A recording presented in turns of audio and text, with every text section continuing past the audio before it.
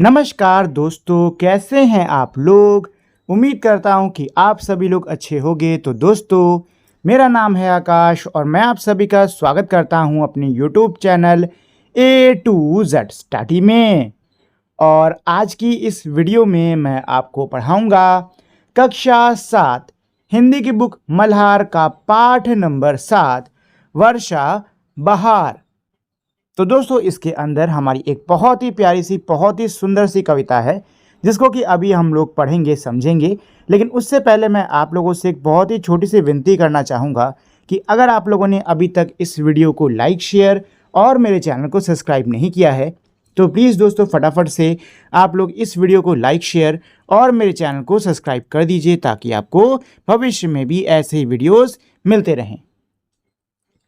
वर्षा बहार सबके मन को लुभा रही है, नभ में छटा अनूठी घनघोर छा रही है। क्या इसका अर्थ?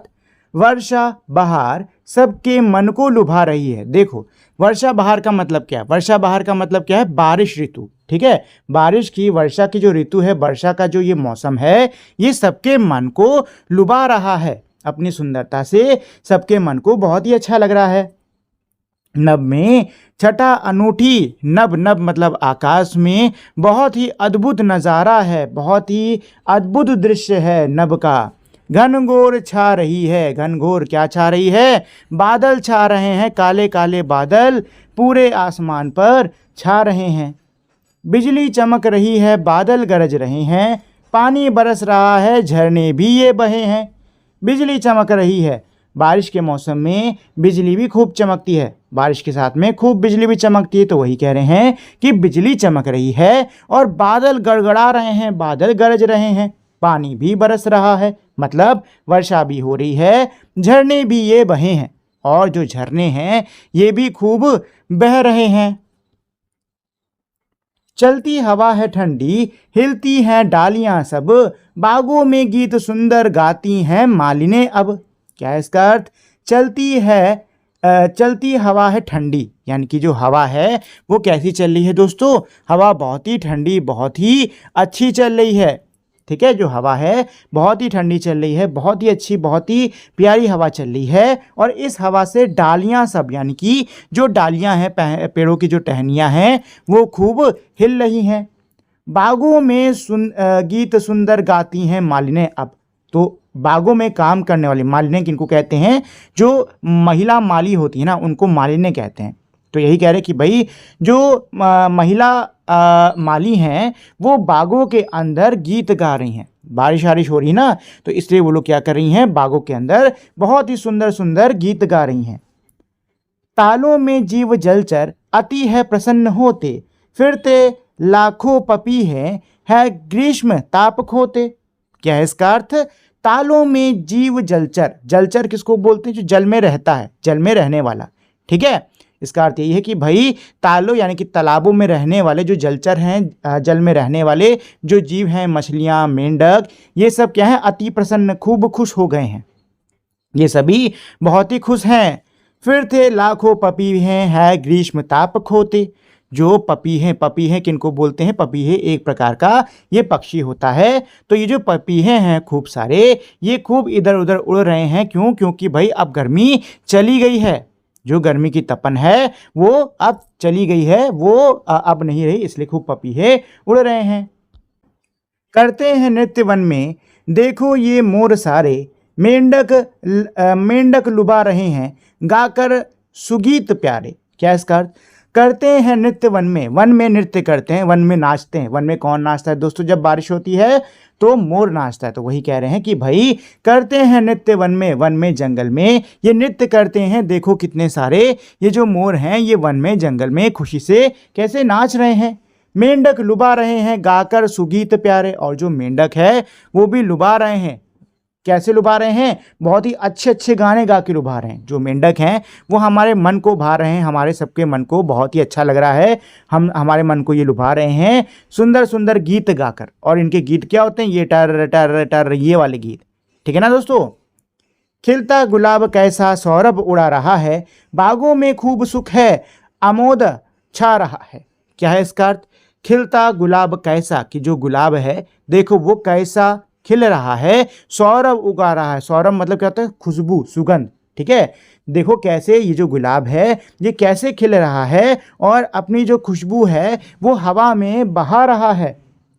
बागों में खूब सुख है, बागों में खूब है सुख, सुख शांति खूब खुशहाली फैली हुई है बागों में, और खूब आनंद उल्लास छा रखा है पूरे मोहल्ले में। चलते हैं हंस कहीं पर, बांधे कतार सुंदर, गाते हैं गीत कैसे, लेते किसान मनहर। क्या है अर्थ, चलते हैं हंस कहीं पर, बांधे कतार सुंदर। क्या है इसका अर्थ, कि भाई कहीं पर जो ये सुंदर सुंदर हंस हैं ये कतार बनाकर, कतार यानी कि एक के पीछे एक कैसे कतार बनाकर धीरे धीरे कैसे ये आगे बढ़ रहे हैं। गाते हैं गीत कैसे, लेते किसान मनहर।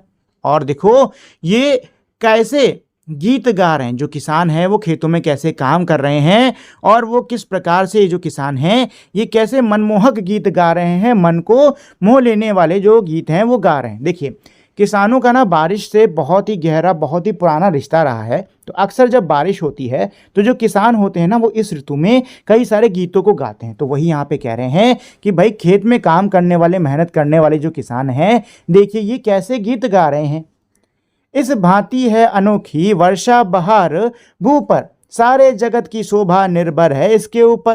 क्या है इसका अर्थ, इस भांति, भांति का मतलब क्या होता है जैसे, ठीक है, इस भांति अनोखी वर्षा बहार भू पर, यानी कि इस तरीके से, इस जैसे, इस तरीके से जो बारिश है वो बारिश का जो मौसम है ये अद्भुत, जो शानदार और बहुत ही कमाल का मौसम जिसके बारे में हम लोगों ने अभी ऊपर पढ़ा है, इस प्रकार से ये जो हमारी बारिश है ये भू पर यानी कि धरती पर आती है।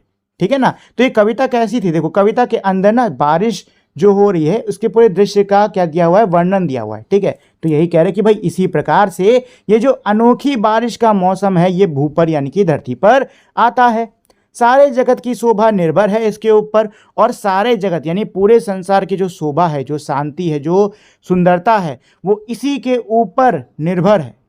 मतलब पूरे संसार की जो सुंदरता है वो किसके ऊपर, इसी वर्षा ऋतु बारिश के मौसम के ऊपर ही निर्भर है। क्योंकि दोस्तों हम लोग जानते हैं बारिश होती है तो ही पानी आता है, और जब पानी आता है तो ही संसार को जीवन मिलता है। अगर वर्षा नहीं होगी, पानी नहीं आएगा, पानी नहीं आएगा तो संसार में जीवन भी नहीं होगा। ठीक है ना दोस्तों। तो ये हमारी एक बहुत ही प्यारी सी कविता थी, जिनके जो लेखक हैं वो हैं मुकुटधर पांडे जी। ठीक है, इन्होंने बहुत ही अच्छी ये कविता लिखी है। तो दोस्तों ये तो था इस पूरी कविता का अर्थ, जिसको कि अच्छे से हम लोग ने पढ़ लिया है, समझ लिया है। आइए अब इसके प्रश्न उत्तर पर चलते हैं, लेकिन उससे पहले कवि से परिचय, यानी कि जिन कवि की हमने इतनी अच्छी रचना अभी पढ़ी है, आइए इनके बारे में थोड़ी जानकारी इकट्ठा कर लेते हैं। वर्षा बहार का मनोरम दृश्य रचने वाले मुकुटधर पांडे का जन्म छत्तीसगढ़ के बिलासपुर में हुआ था। क्या कह रहे हैं कि भाई वर्षा बहार जो इतने अच्छे मन को भाने वाली जिस रचना को अभी हम लोग ने पढ़ा है, इसके जो रचयिता हैं मुकुटधर पांडे जी, इनका जन्म छत्तीसगढ़ के बिलासपुर में हुआ है। प्राकृतिक सौंदर्य की विभिन्न छवियां उनकी रचनाओं में देखने को मिलती हैं। प्रकृति की जो सुंदरता है, प्रकृति की जो सुंदरता है उसकी कई सारी छवियां इनकी रचनाओं में आपको देखने को मिलेंगी। किशोरावस्था में ही उन्होंने कविता और लेख आदि लिखना शुरू कर दिया था। किशोरावस्था से ही मतलब ये अपने एक तरह से कह सकते हो कि जवानी से ही ये जो सारी हैं ये रचनाएं, कविता, लेख, ये सब इन्होंने करना शुरू कर दिया था। उस समय की पत्रिकाओं सरस्वती और माधुरी में उनकी रचनाएं प्रमुखता से प्रकाशित होती थीं, और उस समय की, इनके समय की जो बहुत ही मशहूर पत्रिकाएं थीं जिनका नाम सरस्वती, माधुरी, ऐसी पत्रिकाओं में इनकी जो रचनाएं हैं वो छपा करती थीं। हिंदी साहित्य में मुकुटधर पांडे के योगदान को देखते हुए भारत सरकार द्वारा उन्हें पद्मश्री सम्मान दिया गया है, और हिंदी साहित्य में इनका बहुत ज़्यादा योगदान है, और इनके इस योगदान को देखते हुए भारत सरकार ने इनको पद्मश्री से भी सम्मानित करा है। ठीक है दोस्तों, तो ये था कवि से परिचय मुकुटधर पांडे जी का, जिनका जन्म 1895 में और इनकी जो मृत्यु है वो 1989 में हुई है। चलिए दोस्तों, तो अब हम लोग इस पार्ट के प्रश्न उत्तर पर आते हैं। तो सबसे पहले यहाँ पर हमारा जो प्रश्न दिया है क्या है कि भाई ऊपर आपको प्रश्न दिया होगा, ठीक है, और फिर नीचे विकल्प दिए होंगे। इस प्रश्न के हिसाब से जो विकल्प सही है उसके आगे आपको तारा लगाना है, ठीक है। अच्छा, इसमें क्या होता है कि कुछ प्रश्नों के एक से ज़्यादा विकल्प सही हो सकते हैं, तो आपको उन सभी के सामने क्या करना है, तारा लगा देना है, ठीक है। तो चलिए उसको करना शुरू करते हैं। तो सबसे पहला है, इस कविता में वर्षा ऋतु का कौन सा भाव मुख्य रूप से उभर आता है, यानी कि इस कविता के अंदर जो वर्षा ऋतु है इसका कौन सा भाव है जो कि मुख्य रूप से हमको देखने को मिल रहा है। दुख और निराशा। दोस्तों ये बताइए, क्या इस कविता को पढ़ते समय आपको किसी भी समय दुख और निराशा ऐसा कुछ महसूस हुआ? नहीं, तो ये तो एकदम ही गलत है।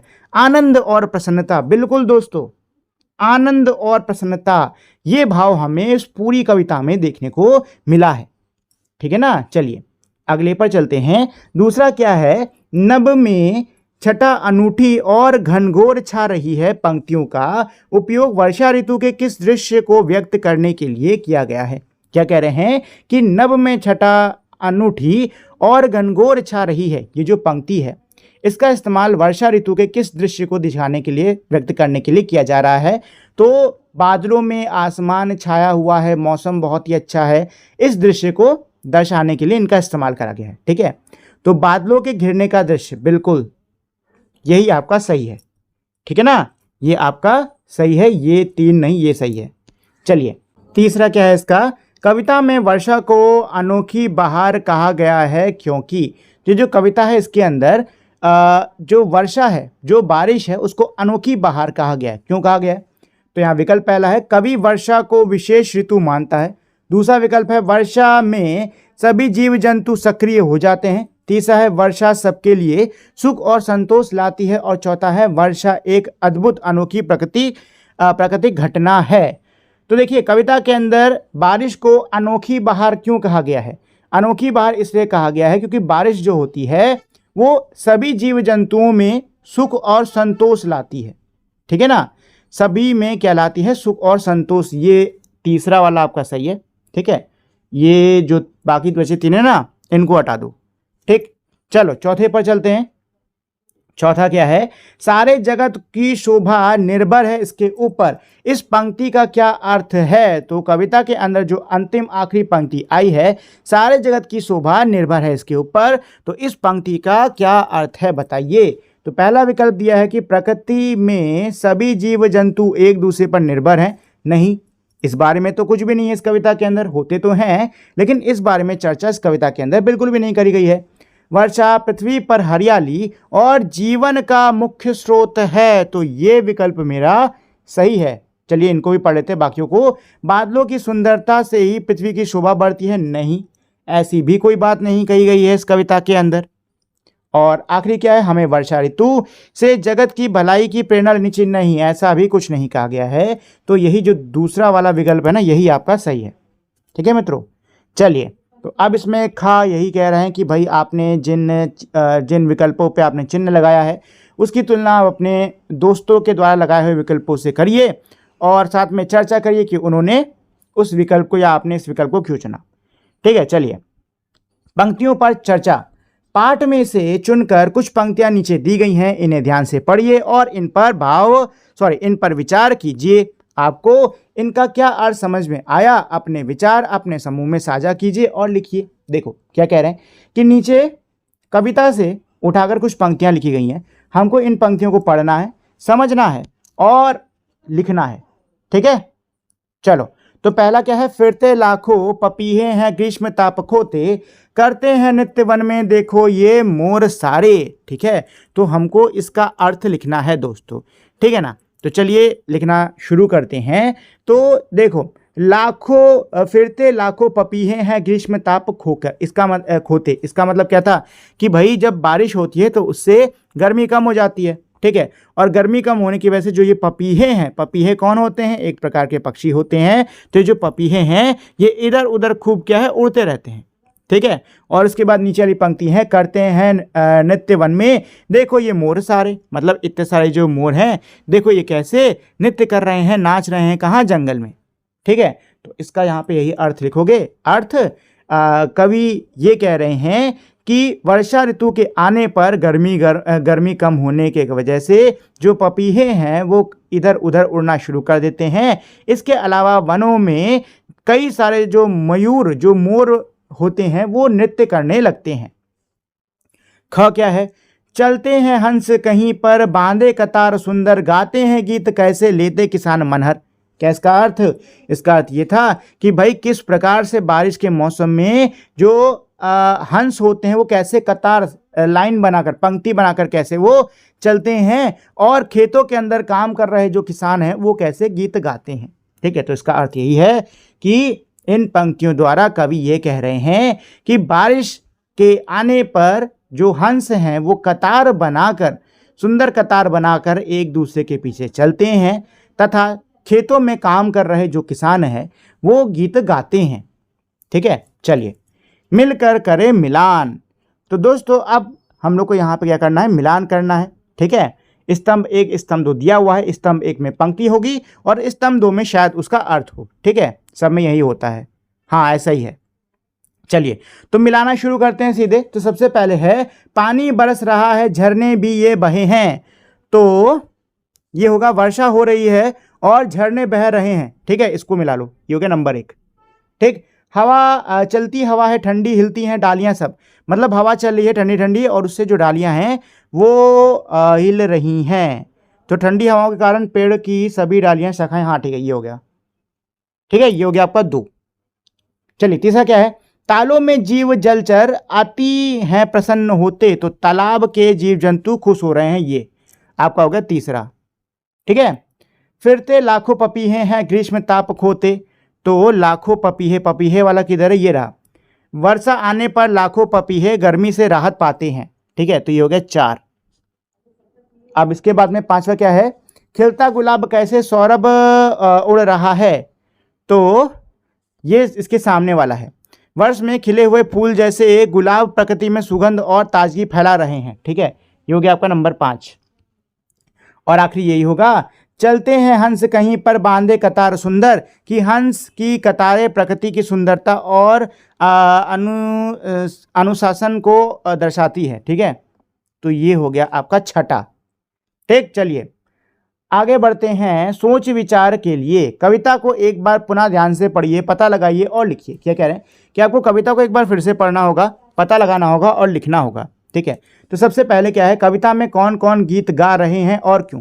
तो कविता के अंदर कौन कौन गीत गा रहे हैं दोस्तों? कविता के अंदर कौन कौन गीत गा रहे थे? कविता के अंदर किसान गीत गा रहा है। ठीक है, जो मालिने यानी कि जो महिला माली हैं बागों में काम करने वाली, वो गीत गा रही हैं। मेंढक जो हैं वो गीत गा रहे हैं। इसके अलावा देखो मोर और पपीहों की यहाँ पर चर्चा तो हुई है। मोर नाच लेकिन गीत नहीं गा रहे हैं। ठीक है, तो आप बस यही 3 लिख दीजिए कि किसान खेतों में काम करते गीत गा रहे हैं, मालिन बागों में काम करती गीत गा रही हैं, और मेंढक जो है वो बरसात में गीत गा रहा है। ठीक है, चलो खा है बिजली चमक रही है, बादल गरज रहे हैं, तालों में जीव जलचर अति हैं प्रसन्न होते। तो इन पंक्तियों क्या अर्थ था कि भाई बिजलियां चमक रही हैं, बादल जो हैं वो गड़गड़ा रहे हैं, और तालाब के अंदर जो जीव रह रहे हैं, मतलब पानी में रहने वाले जो जीव तालाब में हैं, वो सभी क्या है? प्रसन्न हो रहे हैं। ठीक है, दी गई दोनों पंक्तियों को ध्यान से पढ़िए। क्या कह रहे हैं कि जो पंक्तियां उनको ध्यान से पढ़िए, पढ़ लिया हम लोगों ने। इनमें वर्षा के 2 अलग अलग दृश्य दर्शाए गए हैं। इनके अंदर वर्षा के 2 अलग अलग दृश्य हैं। एक दृश्य तालाब का है, वहीं दूसरा दृश्य आसमान का है। इन दोनों में क्या कोई अंतर है और क्या? अच्छा, मतलब आपको बताना कि इनमें अंतर क्या है और इनमें संबंध क्या है।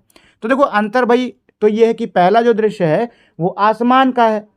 ठीक है ना, और दूसरा जो दृश्य है वो भूमि का है। किसका है? भूमि का है। ये इसका अंतर हो गया। ठीक, और अगर संबंध की बात करें तो संबंध ये है कि ये दोनों ही जो बारिश है ना उसके ही अलग अलग पहलू हैं। ठीक है ना, ये दोनों ही वर्षा के अलग अलग पहलू हैं। ठीक है, चलिए अगले प्रश्न पर चलते हैं। कविता में मुख्य रूप से कौन सी बात कही गई है, उसे पहचानिए, समझिए और अपने शब्दों में लिखिए।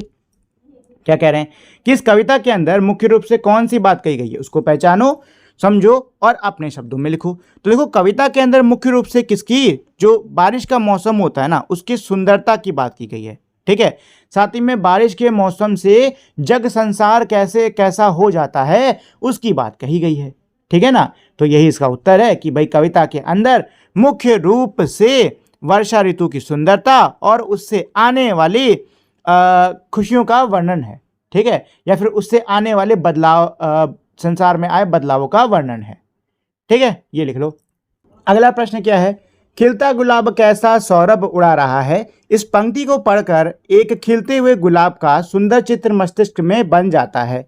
इस पंक्ति का उद्देश्य केवल गुलाब की सुंदरता को बताना है या इसका कोई अन्य अर्थ भी हो सकता है। देखिए, जो ये वाली हमारी पंक्ति थी, खिलता गुलाब कैसा सौरभ उड़ा रहा है, तो इस पंक्ति को जैसे ही हम लोग पढ़ते हैं तो हमारे दिमाग में, हमारे मन में गुलाब का एक चित्र बन जाता है, गुलाब का ना एक चित्र सा बन जाता है। तो उसमें यही पूछ रहे हैं कि ये बताइए, क्या इस पंक्ति का उद्देश्य केवल गुलाब का ये सुंदर सा चित्र हमारे दिमाग में बनाना था, क्या फिर इसका कोई अन्य अर्थ भी हो सकता है। तो देखिए, ये जो खिलता हुआ गुलाब है, ये सिर्फ और सिर्फ सुंदरता ही नहीं दिखा रहा, ठीक है, बल्कि वर्षा में प्रकृति की ताजगी और जो प्रसन्नता है ना, उसको भी व्यक्त कर रहा है, ठीक है ना। तो इसका उत्तर है कि खिलता गुलाब सिर्फ गुलाब की सुंदरता नहीं बल्कि वर्षा में प्रकृति की ताजगी और सुंदरता को भी व्यक्त करता है, ठीक है। अगला प्रश्न क्या है, कविता में से उन पंक्तियों को चुनकर लिखिए जिसमें सकारात्मक गतिविधियों का उल्लेख किया गया है, जैसे गीत गाना, नृत्य करना और सुगंध फैलाना। इन गतिविधियों के आधार पर बताइए कि इस कविता का शीर्षक वर्षा बहार क्यों रखा गया है। देखो क्या कह रहे हैं कि कविता के अंदर आपको उन पंक्तियों को चुनना होगा जिनमें सकारात्मक गतिविधियों के बारे में बताया गया है, जैसे कि गाना गाना, नाचना, खुशबू फैलाना, ये सब, ठीक है। और आपको ये भी बताना होगा कि इन गतिविधियों के आधार पर जो कविता का ये शीर्षक है वर्षा बहार, ये क्यों रखा गया है। तो देखो, पहले तो हम लोग कविता में से इन पंक्तियों को यहाँ पे छांट के लिख लेंगे, ठीक है ना। और उसके बाद में अब हमको ये बताना है कि इन गतिविधियों के आधार पे ये जो कविता है इसका नाम यही क्यों रखा गया, वर्षा बहारी क्यों रखा गया।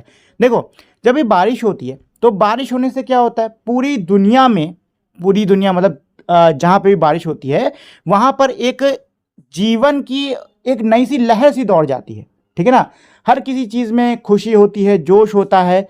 और ये बताओ, जब हम खुश होते हैं, हम जोश में होते, क्या करते हैं, गाना गाते, नाचते हैं, ठीक है। इस कविता के अंदर भी ऐसे ही तो कहा गया है कि नहीं कहा गया है, कहा गया है ना। तो हमको एक चीज़ समझ में आ रही है कि ये जो गतिविधियां हैं, ये सारी जो गतिविधियां कविता के अंदर दी हुई हैं, इससे हमको एक चीज़ तो समझ में आ रही है कि वर्षा होने पर, बारिश होने पर क्या है कि भाई प्रकृति के अंदर हर्ष उल्लास फैला हुआ है, ठीक है, जोश फैला हुआ है, ठीक है। और इसी वजह से ये जो कविता है, इसका नाम, इसका जो शीर्षक है वो वर्षा बहार रखा गया है, ठीक है। चलिए, अनुमान और कल्पना से अपने समूह में मिलकर चर्चा कीजिए। तो क्या करना है हमको, समूह में इन चीज़ों के ऊपर चर्चा करनी होगी। तो इसका क्या है, सारे जगत की शोभा निर्भर है इसके ऊपर। कविता में कहा गया है कि वर्षा पर सारे जगत की शोभा निर्भर है। वर्षा के अभाव में मानव जीवन और पशु पक्षियों पर क्या क्या प्रभाव पड़ सकता है। देखो क्या कह रहे हैं कि कविता के अंदर ये कहा गया है कि बारिश के ऊपर संसार की सारी शोभा निर्भर करती है। तो अगर बारिश नहीं होती है, अगर वर्षा का अभाव होता है, बारिश नहीं होती है, तो वर्षा के अभाव से मनुष्य का जो जीवन है, पशु पक्षियों का जो जीवन है, उस पर क्या क्या प्रभाव पड़ेगा, ठीक है। तो आपको ये बताना है। तो देखो, अगर बारिश नहीं होती है, ठीक है, तो खेत जो है हमारे खेत खलियान एकदम सूख जाएंगे, ठीक है, फसलें नहीं लग पाएंगी, पेड़ पौधे सूख जाएंगे, पशु पक्षियों को पानी नहीं मिलेगा, उसके बिना परेशान हो जाएंगे, और गर्मी से बुरा हाल होगा सबका, ठीक है, सब कुछ गर्मी और खूब सूखा पड़ जाएगा, ठीक है ना। ये हो गया इसका उत्तर। चलो अगले पर चलते हैं। बिजली चमक रही है, बादल गरज रहे हैं। बिजली चमकना और बादल का गरजना प्राकृतिक घटनाएं हैं। इन घटनाओं का लोगों के जीवन पर क्या क्या प्रभाव हो सकता है। क्या कह रहे हैं भाई, बिजली चमक रही है, बादल गरज रहे हैं, तो ये बिजली का चमकना और बादल का गरजना, ये सभी क्या है, प्राकृतिक घटनाएं हैं, ठीक है। तो इन घटनाओं का लोगों के जीवन पर क्या असर हो सकता है, क्या प्रभाव हो सकता है, ये हमको बताना है, ठीक है। तो देखो, बारिश, बिजली कब कड़कती है, बिजली कब चमकती है, बादल कब गरजता है, तभी तो ये चमकती है और ये गरजता है ना, जब बारिश होती है कि नहीं।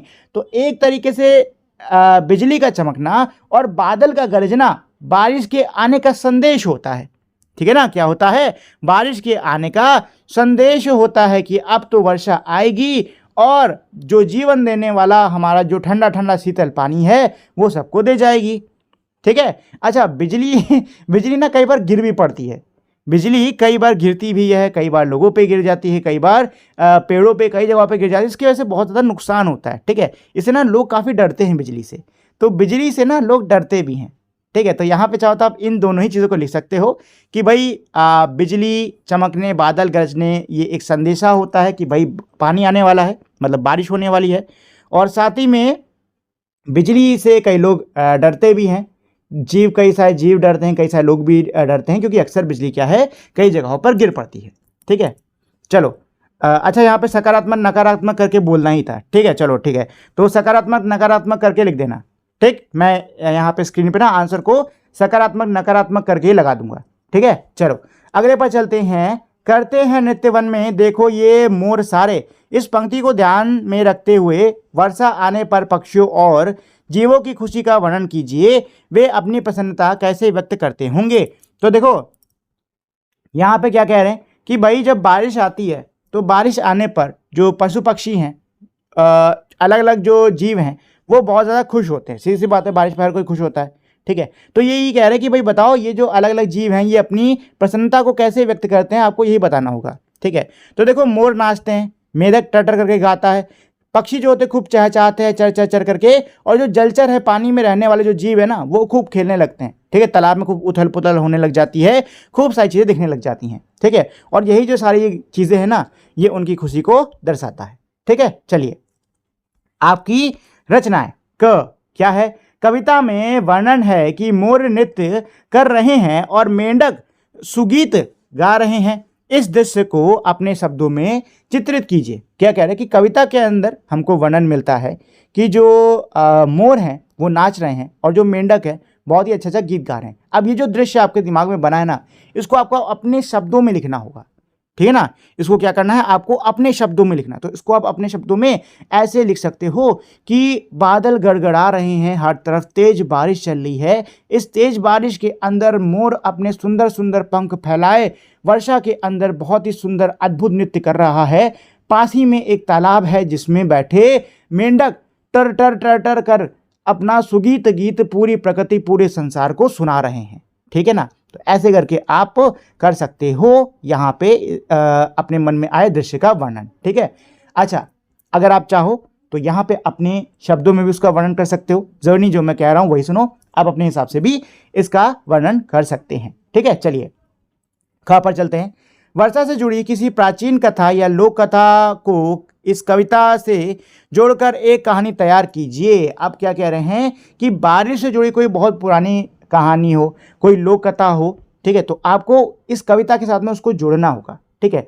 तो आप जिस क्षेत्र में रहते हो वहाँ पे कोई ना कोई लोक कथा जरूर होगी बारिश को लेकर, आपको उसको इससे जोड़ लेना है। ठीक है। अगला क्या है, इस कविता से प्रेरणा लेकर एक चित्र बनाइए।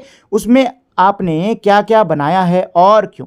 क्या कह रहे हैं कि आपने जो कविता पढ़ी है तो इस कविता के पढ़ने पे हमारे मन में क्या एक दृश्य सा बन रहा है, तो आपको उसी दृश्य से प्रेरणा लेनी है। ठीक है। और एक चित्र बनाना है। अब आप बताओ उस चित्र के अंदर आप क्या क्या डालोगे, किस किस को बनाओगे और क्यों आप उनको उसमें डाल रहे हो, बना रहे हो। ठीक है।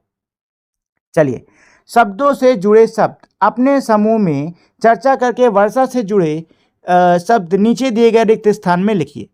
तो क्या कह रहे हैं कि भाई खाली जगह में आपको बारिश से जुड़े हुए शब्दों को लिखना होगा। ठीक है।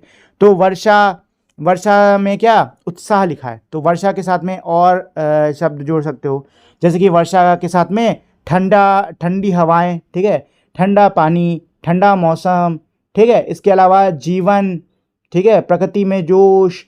जो आपके मन में वर्षा शब्द बोलते ही आपके मन में जो भी शब्द आ रहे हैं ना वो आपको लिख लेने हैं यहाँ पर।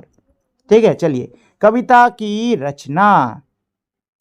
वर्षा बहार सबके मन को लुभा रही है। इस पंक्ति में रेखांकित शब्द पर ध्यान दीजिए। वर्षा एक ऋतु का नाम है, बहार वसंत का दूसरा नाम है। यहाँ वर्षा और बहार को एक साथ दिया गया है जिससे वर्षा ऋतु की सुंदरता को स्पष्ट किया जा सके। क्या कह रहे कि इस पंक्ति में जो रेखा जिस शब्द के नीचे खिंची हुई है उसको ज़रा ध्यान से देखो।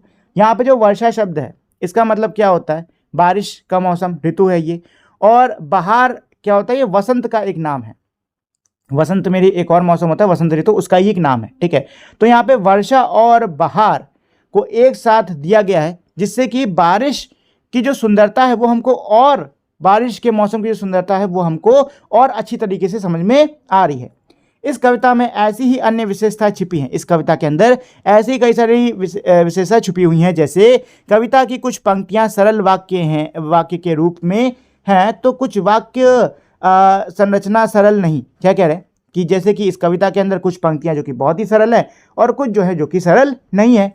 अपने समूह के साथ मिलकर इस कविता की अन्य विशेषताओं की सूची बनाइए। अपने समूह की सूची को कक्षा में सबके साथ साझा कीजिए। क्या कह रहे हैं कि आपको अपने समूह में मिलकर, अपने ग्रुप में मिलकर इस कविता में आई हुई जो विशेषताएं हैं उनकी आपको क्या बनानी होगी, एक सूची बनानी होगी, ठीक है। आप अपनी सूची को कक्षा में सबके साथ में बांट सकते हो, सबको ये जो आपने सूची बनाई है सबको ये दिखा सकते हो, ठीक है। चलिए आगे इसमें क्या है, कविता का सौंदर्य क नीचे कविता की कुछ पंक्तियां दी गई हैं, इनमें कुछ शब्द हटा दिए गए हैं और साथ में मिलते जुलते अर्थ वाले शब्द भी दिए गए हैं। इनमें से प्रत्येक शब्द से वह पंक्ति पूरी करके दिखाइए जो शब्द उस पंक्ति में जच रहे हैं और उन पर घेरा बनाइए। बहुत आसान है। देखो क्या कह रहे हैं कि कविता से यहाँ नीचे में कुछ पंक्तियां दी हुई हैं और इन पंक्तियों में कुछ जगह खाली कर दी गई हैं। अब आपको क्या करना है कि यहाँ पे जो ब्रैकेट के अंदर जो मेरे अलग अलग शब्द रखे हुए हैं, आपको इनमें से किसी एक को चुनना है जो कि यहाँ पे एकदम आपके हिसाब से सही लगे और उसको यहाँ पे लिख देना है, ठीक है।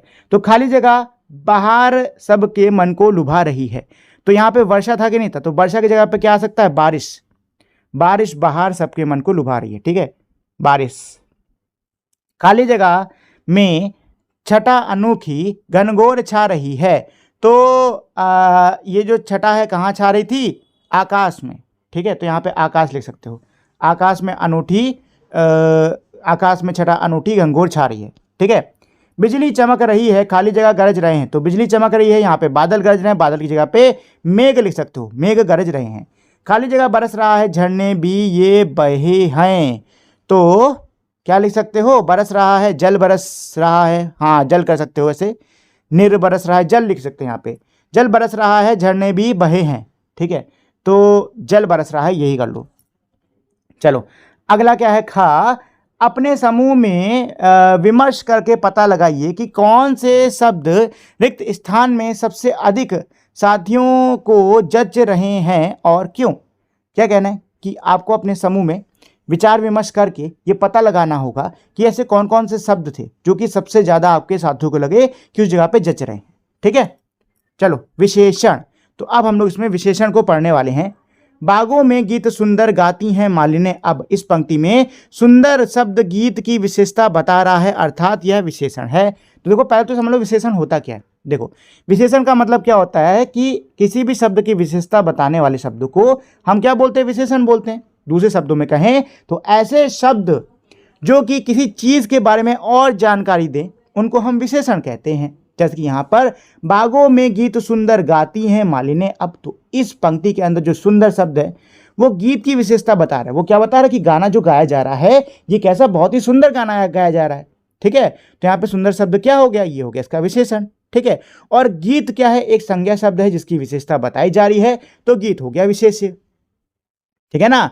तो विशेषण विशेष समझ गए। विशेषण किसे कहते हैं, उन शब्दों को कहते हैं जो कि किसी संज्ञा सर्वनाम की विशेषता बताते हैं, उनके बारे में और जानकारी देते हैं। और विशेष उन शब्दों को कहते हैं जिनकी जानकारी दी जा रही है, ठीक है। चलो क क्या है, नीचे दी गई पंक्तियों में विशेषण और विशेष शब्दों की पहचान करके लिखिए। तो नीचे मेरी कुछ पंक्ति दी हुई है, आपको यहाँ पे विशेष और विशेषण दोनों को पहचानना होगा। जैसे कि पहले वाले में देखो क्या है, नभ में छटा अनूठी घनघोर छा रही है, तो यहाँ पे विशेषण क्या हो गया, अनूठी, ठीक है। और ये अनूठी शब्द किसके लिए इस्तेमाल है, घटा के लिए, किसके लिए, छटा के लिए, तो यहाँ पे छटा आ गया, ठीक है। चलते हैं हंस कहीं पर बंदे कतार सुंदर। तो अब देखो यहाँ पर विशेषण क्या है, सुंदर। विशेषण क्या है दोस्तों, सुंदर, ठीक है। तो विशेषण में क्या आ जाएगा, आपका सुंदर आ जाएगा, ठीक है। विशेषण में क्या आ जाएगा, यहाँ पे सुंदर आ जाएगा, ठीक है। और ये जो सुंदर शब्द है किसके लिए इसका इस्तेमाल किया गया है? कतार के लिए, ठीक है ना। चलिए मैं लिख देता हूं, विशेषण हो जाएगा आपका सुंदर, सुंदर, और विशेष्य हो जाएगा कतार, ठीक है। चलो तीसरे वाले पे चलते हैं। मेंढक लुभा रहे हैं गाकर सुगीत प्यारे, तो मेंढक जो है सबके मन को भा रहे हैं अच्छे अच्छे प्यारे प्यारे गीत गाकर, ठीक है। तो यहाँ पे विशेषण दोस्तों क्या हो जाएगा? प्यारे हो जाएगा, क्योंकि ये गीत के बारे में, गाने के बारे में और जानकारी दे रहा है, ठीक है। विशेष क्या है इसका? गीत ही है, ठीक। चलो अगला क्या है? चलती हवा है ठंडी, हिलती हैं डालियां सब। हवा ठंडी ठंडी चल रही है और डालियां क्या कर रही हैं? इसमें हिल रही हैं, ठीक है। तो विशेषण भाई इसमें क्या है? ठंडी ही है, विशेषण जो है वो ठंडी ही है। ठंडी किसके लिए इस्तेमाल किया गया है? हवा के लिए, ठीक है ना। ठंडी क्या है? हवा है, तो हवा विशेषण हो गया और ठंडी हो गया विशेषण, ठीक है। चलिए अगला यहाँ पे प्रश्न क्या है? नीचे दिए गए विशेष के लिए अपने मन से विशेषण सोचकर लिखिए। क्या कह रहे हैं? नीचे मेरे कुछ विशेष दिए हुए हैं, आपको इन विशेषों के लिए अपने मन से कुछ विशेषण को सोचकर लिखना होगा। तो वर्षा, वर्षा के आगे क्या लिख सकते हो? मधुर या शीतल, ठीक है। मधुर वर्षा या शीतल वर्षा, ठीक है। ऐसी पानी, स्वच्छ, निर्मल, ये इसके विशेषण हो जाएंगे। बादल के लिए आप काले घने, ये विशेषणों का इस्तेमाल कर सकते हो। डालियों के लिए हरी लहराती, इन विशेषणों का इस्तेमाल कर लीजिए। और गुलाब के लिए लाल और सुगंधित यानी खुशबू वाला, ठीक है। तो ये हो जाएगा इसका उत्तर, ठीक। ऋतु और शब्द। फिरते लखों पपीहे है ग्रीष्म ताप खोते। ताप शब्द ग्रीष्म ऋतु से जुड़ा शब्द है। भारत में मुख्य रूप से 6 ऋतुएं क्रम में आती जाती हैं। लोग इन ऋतुओं में कुछ विशेष शब्दों का उपयोग करते हैं। नीचे दिए गए शब्दों को पढ़कर कौन सी ऋतु का स्मरण होता है? इन शब्दों को तालिका में उपयुक्त स्थान पर लिखिए। देखो बहुत ही आसान प्रश्न है। क्या कह रहे हैं कि यहाँ डब्बे के अंदर, यहाँ पर डब्बे के अंदर मेरे कुछ शब्द दिए हुए हैं, आपको इन शब्दों को पढ़ना है और इन शब्दों को पढ़ने पर आपको कौन सी ऋतु, कौन से मौसम का ध्यान आ रहा है, ठीक है। जिस भी मौसम का ध्यान आ रहा हो उसमें आपको ये लिख देना है। अच्छा, भारत के अंदर मेरे मुख्य 6 ऋतुएं देखने को मिलती हैं, यानी 6 मौसम देखने को मिलते हैं। कौन कौन से? वसंत ऋतु जो कि मार्च से लेकर अप्रैल इसके बीच में आती है। इसमें ना मौसम ज़्यादा गर्म होता है ना ज़्यादा ठंडा होता है, एकदम सही मौसम होता है और फूल वूल खूब बढ़िया से इसमें खिलते हैं, ठीक है। फिर है ग्रीष्म ऋतु यानी गर्मी का मौसम जो कि मई से जून इनके बीच में पड़ता है, बहुत गर्मी होती है। फिर है बारिश का मौसम यानी वर्षा ऋतु जो कि जुलाई अगस्त इसमें देखने को मिलता है। उसके बाद में है शरद ऋतु जो कि सितंबर से अक्टूबर इसके बीच में आपको देखने को मिलती है। फिर है हेमंत ऋतु जो कि नवंबर दिसंबर में आपको देखने को मिलेगी। और आखिरी है शिशिर ऋतु जो कि जनवरी से लेकर फरवरी इनके बीच में पड़ती है, ठीक है। चलिए, तो ये तो हमने ऋतुओं के बारे में पढ़ लिया। अब चलते हैं सीधे शब्दों को पढ़ते हैं और ऋतुओं में लगाते हैं, या फिर एक काम करते हैं कि एक एक करके ऋतुओं के लिए ही शब्द चुनते हैं, ठीक है। तो सबसे पहले वसंत ऋतु के लिए शब्द चुन लेते हैं। तो पहला शब्द है धूप नहीं, ताप नहीं, आंधी नहीं, सावन नहीं, कड़ाके की ठंड नहीं। वसंत ऋतु में ये शब्द तो नहीं आएंगे। लू नहीं, जाड़ा नहीं, उमस नहीं, रिमझिम नहीं, बयार, बिल्कुल बिल्कुल बयार आएगा दोस्तों, बयार है ना, ये वसंत ऋतु में आएगा, ठीक है। अच्छा, और झड़ी नहीं, हरियाली बिल्कुल, वसंत ऋतु में हरियाली बिल्कुल होती है। शीतलता, ठंडक नहीं, हिमपात नहीं, ठिठुरन नहीं, बहार, ठीक है, ये आएगा। ओस, विष्ट, धुंध, तपन, ठंडक नहीं, इनमें से कोई नहीं आएगा। तो दोस्तों वसंत ऋतु में सिर्फ मेरे ये 3 शब्द ही आने वाले हैं, ठीक है। चलिए अब ग्रीष्म ऋतु यानी कि गर्मी के मौसम पर चलते हैं। तो देखिए गर्मी के मौसम के लिए सबसे पहला जो शब्द है धूप, ये भी मेरा गर्मी के मौसम बहुत तेज होता है। ताप मतलब गर्मी, ये भी होती है। आंधी, अच्छा आंधी नहीं आती है उतनी। फिर सावन, कड़ाके की ठंड। लू बहुत चलती है भाई, इस मौसम में लू कुछ ज़्यादा ही चलती है, ठीक है। इसके अलावा तपन गर्मी में ये भी बहुत होती है, ठीक है ना, गर्मी में ये भी बहुत होती है। और क्या कुछ गर्मी से जुड़ा हुआ कोई शब्द है? नहीं, और कोई शब्द तो नहीं है दोस्तों, तो इसमें ना इतने ही आप भर दो, ठीक है। चलिए अगला है वर्षा ऋतु यानी बारिश का मौसम। तो बारिश के मौसम से जुड़े हुए शब्दों को देख लेते हैं। अच्छा, बारिश में आंधी आती है, ठीक है, इसको रख लो। बारिश को सावन का जो महीना होता है ना उसमें बारिश होती है, इसको भी उसमें लिख दीजिए, ठीक है। इसके अलावा इसके अलावा उमस, रिमझिम, अच्छा बारिश रिमझिम खूब होती है, ठीक है। और शीतलता नहीं, बहाय नहीं, तपन, ठंडक, वृष्टि। चलो अच्छा बादल फटना, बादल फटना ये भी लिख लो, बादल फटना ना ये भी लिख लो, ठीक है। इसके अलावा तो और मुझे कोई शब्द इसमें नहीं लग रहा है, तो चलिए यही हो जाएगा इसका, ठीक है। फिर जो अगला मौसम है वो है शरद ऋतु, जो कि सितंबर से अक्टूबर के बीच में होता है। दोस्तों देखो इन महीनों में जो ठंडक है ना वो हम लोग की थोड़ी थोड़ी होना शुरू होती है, ठीक है ना। इन महीनों में जो ठंडक है वो थोड़ी थोड़ी होना शुरू हो जाती है, ठीक है। अच्छा उमस, बारिश के मौसम में ना उमस भी लिख लेना। जो उमस है दोस्तों ये भी बारिश के ही मौसम में यानी वर्षा ऋतु में ही जाएगा, ठीक है। अगर मैंने नहीं लगाया था तो अब लगा लेना, ये उसी में जाएगा। चलिए तो अभी हम लोग किस पे थे, हेमंत ऋतु पे थे। तो देखो हेमंत ऋतु में ना थोड़ी थोड़ी ठंडक होनी शुरू होती है, थोड़ी थोड़ी ना ठंडक होनी शुरू हो जाती है, मौसम ना हल्का हल्का ठंडा ठंडा होने लग जाता है, शीतलता, ठीक है, ये भी लगा लो इसमें, ठीक है। अच्छा इसके अलावा ओस गिरना, ओस गिरना शुरू हो जाती है, सुबह सुबह आप उठोगे ना तो पत्तियों पे आपको ओस जमा नजर आएगी, ठीक है, ये है। अच्छा कोहरा ना इस महीनों में कोहरा पड़ना शुरू नहीं होता, तो कोहरा ठंडक ये सब रहने देंगे, कोहरा ठंडक पाला ये सब। वैसे पाला लिख सकते हो, जो ओस होती है ना कई जगहों पे पाला बोलते हैं उसको, ठीक है, तो यहाँ पे पाला आ जाएगा। चलिए तो ये तो हो गया इस ऋतु के अंदर के शब्द, ठीक है। चलिए अगला जो दिया है दोस्तों वो है हेमंत ऋतु, जो कि नवंबर से दिसंबर के बीच में पड़ रही है।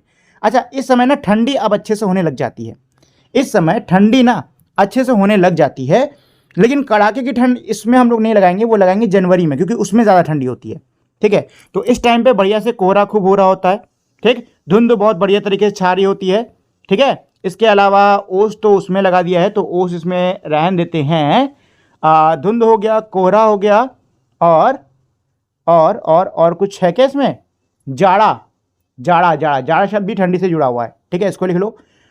और क्या कुछ है, और तो नहीं है दोस्तों, और कोई मुझे शब्द लग नहीं रहा है। चलिए अब आखिरी वाले पर आते हैं जो कि है हमारा शिशिर ऋतु, ठीक है, जो कि जनवरी से फरवरी के बीच में पड़ती है। देखो इन मौसमों में ना बारिश भी हमको अक्सर देखने को मिल जाती है थोड़ी बहुत, ठीक है। तो इसमें आप लगा दो हिमपात, कड़ाके की ठंड, ठीक है। इसके अलावा यहाँ पे सब हो चुका है, इस लाइन में भी सब हो चुका है, जाड़ा, जाड़ा मैंने उसमें लगा दिया था ना इससे पहले वाले में, ठीक है, तो जाड़ा तो हो गया। अच्छा अब आई थिंक कुछ नहीं बचा है दोस्तों, अब शायद कुछ नहीं बचा, अब सारे शब्द जो हैं हम लोग इस्तेमाल कर चुके हैं। अगर कोई शब्द बचा हो तो आप लोग उसको लगा लीजिएगा, वैसे मुझे लगता है कि अब कोई शब्द बचा है, ठीक है ना। चलिए तो ये तो हो गया इस प्रश्न का उत्तर। चलो आगे बढ़ते हैं, पाठ से आगे आपकी बात का क्या है, वर्षा के समय आपके क्षेत्र में क्या क्या परिवर्तन आते हैं, क्या कह रहे हैं, बारिश के मौसम के दौरान आपका जो क्षेत्र है जहाँ पर आप रहते हो वहाँ पे क्या क्या परिवर्तन आते हैं, वहाँ पे क्या क्या बदलाव आते हैं, आपको इसके बारे में यहाँ पे बताना होगा, ठीक है ना। तो देखो मैं अपने क्षेत्र की बात आपको बताता हूँ। मेरे क्षेत्र में जब एक तो बारिश होती है ना तो उसकी वजह से पहली बात तो कीचड़ कीचड़ हो जाता है हर जगह, ठीक है ना, कीचड़ कीचड़ हो जाता है। दूसरी चीज़ ये है कि ठंडक मिल जाती है, क्योंकि गर्मी तब तक बहुत रहती है, ठीक है, बारिश होती है ना इसके बाद में ही गर्मी से राहत मिलती है, ठंडक मिल जाती है। इसके अलावा जो हरियाली है वो खूब हो जाती है, हर जगह पेड़ पौधे निकल आते हैं, ठीक है, ये सब चीज़ें होती हैं। तो यहाँ पे ये लिख सकते हो। खा क्या है, बारिश के चलते स्कूल आने जाने के समय के अनुभव बताइए, किसी रोचक घटना को भी साझा कीजिए। क्या कह रहे हैं, बारिश के समय जब आप स्कूल आते जाते हो तो उस समय के आप अपने अनुभव को बताओ, और कोई रोचक घटना जो कि उस समय हुई हो उसके बारे में भी बताओ।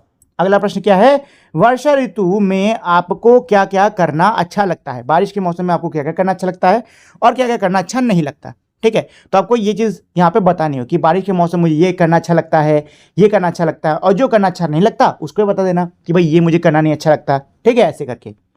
अगला प्रश्न क्या है, बारिश के मौसम में आपके आस पड़ोस में पशु पक्षी अपनी सुरक्षा कैसे करते हैं, उन्हें कौन कौन सी समस्याएं होती हैं। अब आपसे ये पूछ रहे हैं कि जब बारिश का मौसम आता है तो उस समय आपके आस पड़ोस में आपके आसपास के जो पशु पक्षी हैं वो खुद को कैसे बचाते हैं, उनको किन किन समस्याओं का सामना करना पड़ता है, इसके बारे में आपको यहाँ पे बताना होगा।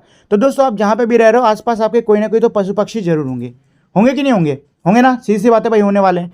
अब बस आपको कुछ नहीं करना है, उनको जो समस्याओं का सामना करना पड़ता है ना बारिश के मौसम में, आपको यहाँ पे वही बता देना है, ठीक है। चलो अगला प्रश्न क्या कह रहा है, अपने समूह के साथ मिलकर वर्षा ऋतु पर आधारित एक कविता की रचना कीजिए। उसमें अपने घर और आस पड़ोस से जुड़ी हुई बातें सम्मिलित कीजिए। क्या कह रहे हैं? अपने समूह में मिलो के बारिश का जो मौसम होता है ना, इस पर आधारित एक कविता की रचना कर डालो। ठीक है, उसमें आप अपने घर और आस पड़ोस से जुड़ी हुई चीज़ों को भी शामिल कर सकते हो। ठीक है, तो यहाँ पे ये आपको एक बारिश के मौसम से जुड़ी कविता बनाने को कह रहे हैं। आप चाहो तो बना सकते हो। ठीक है, देखो कविता बनाना बहुत आसान होता है। बारिश के मौसम से जुड़ी हुई कोई भी कविता मतलब आप बना सकते हो, जैसे कि बादल बरसे गड़गड़, पानी गिरा झमझम, रिमझिम रिमझिम करता पानी, ऐसे करके कुछ भी बना लो आप। ठीक है, चलिए। साक्षात्कार। गाते हैं गीत कैसे, लेते किसान मनहर। मान लीजिए कि आप अपने विद्यालय की पत्रिका के पत्रकार हैं। आप एक किसान का साक्षात्कार कर रहे हैं जो वर्षा के आने पर अपने खेतों में गीत गा रहा है। अपने समूह के साथ मिलकर उस किसान के साक्षात्कार के लिए कुछ प्रश्न लिखिए। संकेत: आपका क्या नाम है, आप क्या काम करते हैं, आप काम करते समय गीत क्यों गाते हैं, आदि। अगला ख क्या है? अपने समूह के साथ मिलकर इस साक्षात्कार को अभिनय द्वारा प्रस्तुत कीजिए। आपके समूह का कोई सदस्य किसान की भूमिका निभा सकता है, अन्य सदस्य पत्रकारों की भूमिका निभा सकते हैं। देखो, तो यहाँ पर अब क्या कह रहे हैं दोस्तों, यहाँ पर ये कह रहे हैं कि मान लीजिए कि आप अपने स्कूल की जो आपकी जो पत्रिका है, आपके स्कूल की जो मैगजीन है, उसके आप राइटर हो। ठीक है, अब आप गए हो एक किसान से साक्षात्कार यानी कि उसका इंटरव्यू लेने के लिए। ठीक है ना, तो अब आप कल्पना कीजिए कि अगर आप हो मतलब किसी किसान का साक्षात्कार करने गए हो, तो आप उससे क्या सवाल पूछोगे। ठीक है ना, जैसे कि आपका क्या नाम है, ऐसे सवाल पूछ सकते हो कि आप क्या काम करते हो, आप काम करते समय गाते क्यों हो, आपको काम करने में क्या समस्याएं आती हैं, इन सब का आप इस्तेमाल कर सकते हो। दूसरा प्रश्न क्या कह रहा है कि भाई अब आपने जो कुछ भी सवाल जो कुछ भी तैयार करे हुए हैं, अब आपको क्या करना होगा, अपनी कक्षा में ना इसको अभिनय करके दिखाना होगा। ठीक है, नाटक के रूप में कोई एक आपकी क्लास से किसान बन जाएगा और बाकी बच्चे पत्रकार बन जाएंगे और उससे जाके सवाल पूछेंगे, बताइए आपको क्या समस्या आती है, आपका नाम क्या है, वगैरह वगैरह। ठीक है ना, चलिए। वर्षा के दृश्य का क्या है? वर्षा के उन दृश्यों की सूची बनाइए जिनका उल्लेख इस कविता में नहीं किया गया है, जैसे आकाश में इंद्रधनुष। क्या कह रहे हैं? बारिश के उन दृश्यों की सूची बनाओ जिसके बारे में इस कविता में नहीं दिया गया है। अब यहाँ पे उदाहरण भी दे रखा हुआ है, जैसे कि आकाश में इंद्रधनुष, ऐसे करके। ठीक है ना, तो देखो बारिश के मौसम में कई सारी चीज़ें हमारी घटती हैं। ठीक है ना, जैसे कि इंद्रधनुष निकलता है। ठीक है, इसके अलावा जगह जगह पर पानी इकट्ठा हो जाता है। ठीक है ना, गड्ढे जो होते हैं वो भर जाते हैं, नदियाँ जो हैं वो खूब भर जाती हैं। कई बार तो अपने जो जिस जगह पे बहती हैं उसको तोड़ के बाहर आ जाती है, बांध तोड़ के बाहर आ जाती है। बहुत सारी घटनाएं होती हैं। ठीक है, तो आप इनमें से किसी भी घटना के बारे में यहाँ पे लिख सकते हो। अगला क्या है? वर्षा के समय आकाश में बिजली पहले दिखाई देती है या बिजली कड़कने की ध्वनि पहले सुनाई देती है, या दोनों साथ साथ दिखाई और सुनाई देती हैं, क्यों, पता कीजिए। क्या कह रहे हैं? बारिश के समय जब आसमान में बिजली कड़कती है तो पहले हम लोग को बिजली दिखाई देती है कि उसकी आवाज़ सुनाई देती है। ठीक है, आपको ये पता करना होगा, और या फिर दोनों साथ साथ दिखाई सुनाई देती हैं। ठीक है, और अगर आगे पीछे हैं तो क्यों है, आपको इस सब के बारे में पता करना। तो दोस्तों देखिए, जब भी आसमान में बिजली कड़कती है तो सबसे पहले हमको बिजली दिखाई देती है, फिर उसकी आवाज़ सुनाई देती है। ऐसा क्यों होता है? ऐसा इसलिए होता है क्योंकि दोस्तों जो रोशनी की रफ्तार है वो ध्वनि की रफ्तार से तेज होती है। ठीक है, तो सीधी सी बात है, अगर रोशनी की रफ्तार ज़्यादा तेज है तो रोशनी हम तक पहले पहुंचेगी, इसीलिए रोशनी हम तक पहले पहुंचती है। और ध्वनि की रफ्तार क्योंकि रोशनी की रफ्तार से कम है तो ध्वनि बाद में पहुंचेगी, यानी कि पहले आपको बिजली चमकती नजर आएगी, उसके बाद में आपको बिजली की गड़गड़ाहट सुनाई देगी। ठीक है, अगला प्रश्न क्या कह रहा है? आपने वर्षा से पहले और वर्षा के बाद किसी पेड़ या पौधे को ध्यान से अवश्य देखा होगा। आपको कौन कौन से अंतर दिखाई दिए? क्या कह रहे हैं? बारिश से पहले और बारिश के बाद में आपने जरूर कोई ना किसी पौधे को ध्यान से जरूर देखा होगा, तो आपको उसमें क्या अंतर नजर आया? देखिए, जब भी हम बारिश से पहले किसी पौधे को देखते हैं तो बहुत ही गंदा सा लगता है। ठीक है, पत्तियों पे मिट्टी थोड़ी थोड़ी जमी होती है। ठीक है ना, हो सकता है पानी मिट्टी में अच्छा ना हो। ठीक है, मतलब थोड़ा सा उसका जो रंग है ना फीका फीका सा लगता है, लेकिन बारिश के बाद में एकदम नया नया लगता है, पूरा धुल जाता है। फूल खूब बढ़िया से चमक रहे होते हैं, पत्तियां खूब अच्छे चमक रही होती हैं, मिट्टी खूब बढ़िया से गीली होती है। ठीक है, तो हमको कई सारे बदलाव देखने को मिलते हैं। अगला इसमें क्या कह रहा है कि चलते हैं हंस कहीं पर बांधे कतार सुंदर। कविता में हंसों के कतार में अर्थात पंक्तिबद्ध रूप से चलने का वर्णन किया गया है। आपने किन किन को कब कब पंक्तिबद्ध चलते हुए देखा है? देखो क्या कह रहे हैं कि कविता के अंदर जो हंस है वो पंक्ति में चलता है, इस बारे में बताया गया है। तो आपने कब किन किन चीज़ों को पंक्ति में चलते देखा है? जैसे कि यहाँ संकेत में दिया हुआ है कि चींटी, चींटी आपने देखी होगी पंक्ति में चलती है। ठीक है, गाड़ियाँ एक के पीछे एक अगर ध्यान चला रहोगे तो चलेंगी। अच्छा, स्कूल में बच्चे भी एक के पीछे एक लाइन बना के चलते हैं। ठीक है, इसके अलावा कई सारे हमारे और भी जीव होते हैं जो कि एक के पीछे एक चलते हैं। ठीक है, बहुत सारे जीव आपको ऐसे देखने को मिलेंगे। ठीक है ना, तो आपने कभी मतलब जब भी आपने किसी को ऐसे पंक्ति में चलते देखा उसके बारे में यहाँ पे आप लिख सकते हो। ठीक है, चलो। वर्षा में ध्वनियाँ का, कविता में वर्षा के अनेक दृश्य दिए गए हैं। इन दृश्यों में कौन कौन सी ध्वनियाँ सुनाई दे रही होंगी? अपनी कल्पना से उन ध्वनियों को कक्षा में सुनाइए। देखो क्या कह रहे हैं कि कविता के अंदर बारिश के बहुत से दृश्य हैं। ठीक है, अब इन दृश्यों में कौन कौन सी ध्वनियाँ सुनाई दे रही होंगी ये आपको अपनी कल्पना से, ठीक है, इनकी जो ध्वनियाँ हैं इसको कक्षा में सुनाने की कोशिश करनी होगी। तो देखो कविता के अंदर मेरे अनेकों बारिश के दृश्य हैं, जैसे कि बादल के गड़गड़ाने की, बिजली के चमकने की, बूंदों के गिरने की, ठीक है, किसानों के गाने की। ठीक है, तो जो पेड़ की टहनियाँ हैं उनके हवा से चल के उसके लड़ने लड़ाने की बहुत सारी ध्वनियाँ दी गई हैं। ठीक है, तो आपको क्या करना है, इन ध्वनियों को कक्षा में सुनाने की कोशिश करनी है। जैसे कि बादल के गड़गड़ाने की आवाज़ से गुड़ गुड़ गुड़ गुड़ गुड़ गुड़ गुड़ ऐसे करके। ठीक है, पत्तों की खड़खड़ाने की वजह से खड़ खड़ खड़ खड़ खड़ खड़ खड़ खड़ करके। ठीक है, और टहनियों के लड़ने की वजह से टक टक टक टक टक इस तरीके से। ठीक है, तो आपको जो ये ध्वनियाँ हैं इनको कक्षा में सुनाने का प्रयास करना होगा अपनी कल्पना से। ठीक है, चलो अगला क्या कह रहा है, मेंढक लुभा रहे हैं गाकर सुगीत प्यारे। कविता में मेंढक की टर टर को भी प्यारा गीत कहा गया है। आपके विचार से बेसुरी ध्वनियाँ भी कब कब अच्छी लगने लगती हैं। क्या कह रहे हैं कि कविता के अंदर जो मेंढक की टटर है उसकी तुलना किससे, प्यारे गीत से करी गई है। ठीक है ना, अब इसमें कह रहे कि आपके विचार से ये बताइए कि कब जो बेसुरी मतलब जिनमें सुर नहीं होता है ऐसी ध्वनियाँ कब अच्छी लगने लगती हैं। ठीक है, तो देखो निर्भर करता है, ठीक है, परिस्थिति पर। जैसे कि कई लोग क्या होता है ऐसे मस्ती मजाक में कोई भी चीज़ पीटने लग जाते हैं। ठीक है, कोई भी उसमें से आवाज़ निकालने लगते हैं, ड्रम या कुछ भी पीटने लग जाते हैं और लोग जो है ना उस पर हंसते हंसते, उनको वो काफ़ी मज़ेदार लगती है आवाज़। ठीक है ना, वहीं अगर आप मान लो कोई गंभीर मुद्दा चल रहा है घर में, सब लोग एकदम परेशान बैठे हैं, उसमें आप आवाज़ करने लग गए, कुछ भी पीने लगे ठप्पा ठप्पा टप्पा टप्पा करके, तो लोगों को बड़ा गुस्सा आएगा, है कि नहीं? तो परिस्थितियों पर भी निर्भर करता है कि जो बेसुरी ध्वनि है क्या वो अच्छी लगेगी कि नहीं लगेगी। ठीक है, परिस्थितियों पर निर्भर करता है। ठीक है, इसके अलावा कई सारी ऐसी बेसुरी ध्वनियाँ होती हैं जो कि कभी कभार हमको अच्छी लगती है। जैसे कि मान लो कोई चीज़, किसी चीज़ से गिरने की आवाज़ है, किसी चीज़ से गिरने की आवाज़ है। ठीक है, गेंद वेंद गिर रही है, मान लो क्रिकेट आप खेलते हो या आपके घर के आसपास कोई क्रिकेट खेलता है, तो अगर बॉल आपके घर में कहीं आके लग रही है बद्द बद्द बद्द तो आपको ध्वनि बहुत खराब लगेगी। लेकिन अगर आप खुद क्रिकेट खेल रहे हो और बॉल दूर दूर जाके गिर रही है तब तो आपको उसकी ध्वनि एकदम प्यारी लगेगी, अरे वाह क्या छक्का मारा, कितनी दूर जाके गिरी है, क्या आवाज़ है, वाह वाह वाह, है कि नहीं? ठीक है, तो ऐसे ही होता है। चलो अगला है सृजन। बागों में खूब सुख से आमोद छा रहा है। आमोद या मोद दोनों शब्दों का अर्थ होता है आनंद, हर्ष, खुशी, प्रसन्नता। कविता में वर्षा ऋतु में आमोद के दृश्य का वर्णन किया गया है। कविता के इन दृश्यों को हम नीचे दिए गए उदाहरणों की तरह अनुच्छेद में लिख सकते हैं। हवा की ठंडक थी, बारिश की रिमझिम बूंदें गिर रही थी, मोर नृत्य कर रहे थे और मेंढक खुश होकर गाना गा रहे थे। ये सभी मिलकर वर्षा ऋतु को एक उत्सव जैसा बना रहे थे। बागों में गुलाब की खुशबू और आम के पेड़ों पर नए फल देखकर पक्षी और लोग सभी प्रसन्न हो गए थे। किसान अपने खेतों में काम करते हुए इस प्राकृतिक आनंद के भागीदार बन रहे थे।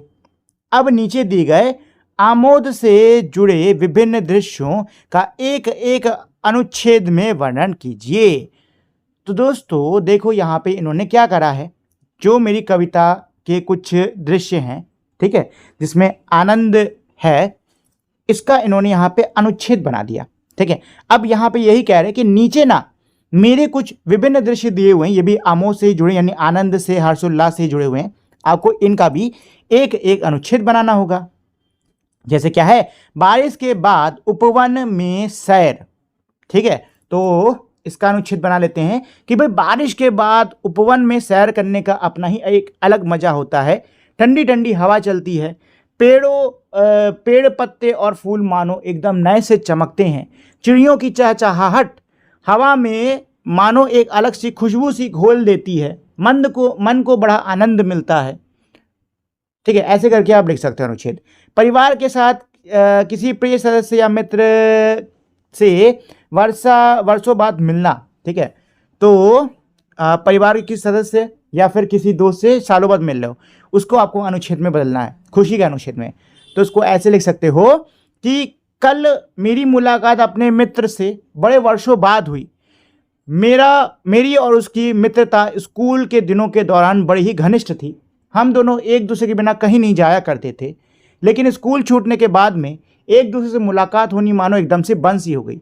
लेकिन कल जब एकदम से उससे मुलाकात हुई तो मानो वो पुरानी मित्रता फिर से जाग उठी। हम दोनों घंटों तक बैठकर अपने एक दूसरे के बारे में बातें करते रहे। एक दूसरे के साथ हम लोग खूब हंसे और एक दूसरे के साथ हमें बात करने में बहुत आनंद आया। ठीक है, सर्दियों का पहला हिमपात और कोई उत्सव। अब यहाँ पे कई सारे हमारे क्या दिए हैं, अलग अलग विषय दिए हुए हैं। ठीक है, अब आपको इनमें से किसी भी एक विषय को चुनना है और किसी विषय को चुनो नहीं, मतलब इसको ना एक काम करो, ऐसे कर लो कि भाई क्लास के अंदर सब बच्चे लोग बैठो, एक एक करके सब लोग एक एक जो टॉपिक है उसको पिक करो। ठीक है, और उस पर अनुच्छेद बनाने की कोशिश करो। ठीक है, चलो। वर्षा से जुड़े गीत क्या है, बागों में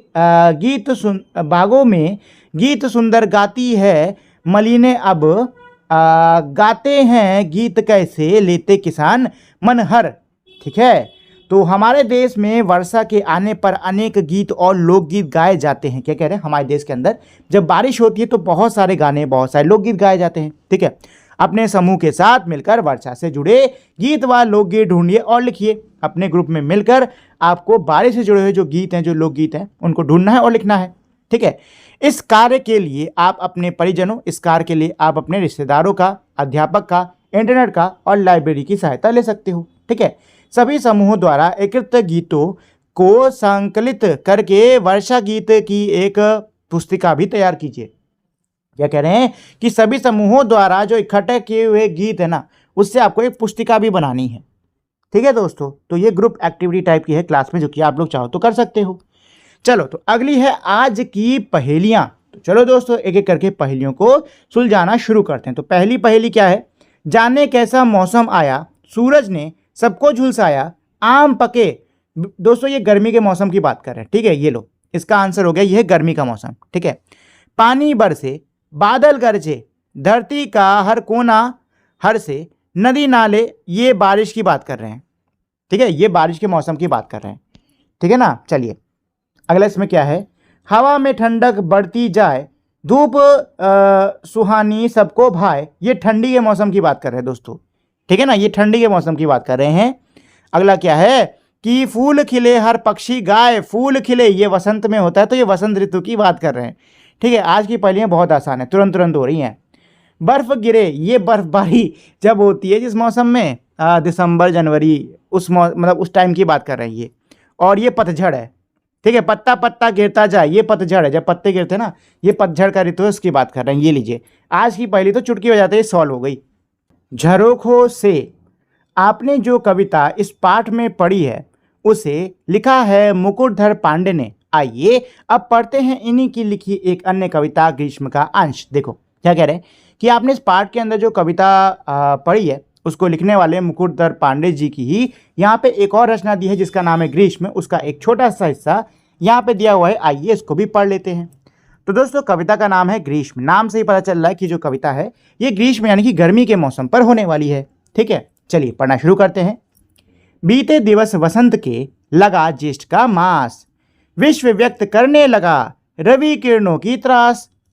अवनी आतप से लगी, जलने सबकी हाल, जीव जंतु चर अचर सब हुए अमिल बेहाल। रवि मयूख के ताप से झुलस गए बनबाग, सूखा सरिता सर तथा नाले कूप तड़ाग। लगी आग पुरग्राम में चिंता बड़ी अपार, नर नारी व्याकुल बसे भय सदैव ऊर्ध्वार। तो दोस्तों ये थी हमारी एक और कविता जिनके लेखक मुकुटधर पांडे जी हैं। ठीक है ना। चलिए आगे इसमें साजी समझ क्या है कि अब आपको क्या करना होगा, ये जो ऊपर आपने कविता पढ़ी है ना, इस पर विचार विमर्श अपने दोस्तों के साथ में करना होगा। और इसके बाद में है दोस्तों खोजबीन के लिए। तो यहाँ पर हमारे खोजबीन के लिए हमारे 4 अलग अलग टॉपिक दिए हुए हैं, वसंत ऋतु, आंधी, पानी, वसंत और ऋतुएं। और यहाँ पे वीडियोस के लिंक दिए हैं, इन पे क्लिक करके आप इन पर खोजबीन कर सकते हो। ठीक है दोस्तों। चलिए तो ये तो था हमारे आज का पूरा पाठ। उम्मीद करता हूँ आपको ये पाठ अच्छे समझ में आ गया होगा, साथ ही में आपको इस वीडियो को देखने में मज़ा भी आया होगा। जाने से पहले दोस्तों एक छोटी सी रिक्वेस्ट करना चाहूँगा कि अगर आप लोगों ने अभी तक इस वीडियो को लाइक, शेयर और मेरे चैनल को सब्सक्राइब नहीं किया है तो प्लीज़ फटाफट से आप लोग इस वीडियो को लाइक, शेयर और मेरे चैनल को सब्सक्राइब कर दीजिए, ताकि आपको भविष्य में भी ऐसे ही वीडियोस मिलते रहें। तो दोस्तों अब हम लोग मिलेंगे हमारी अगली वीडियो में, तब तक के लिए नमस्कार।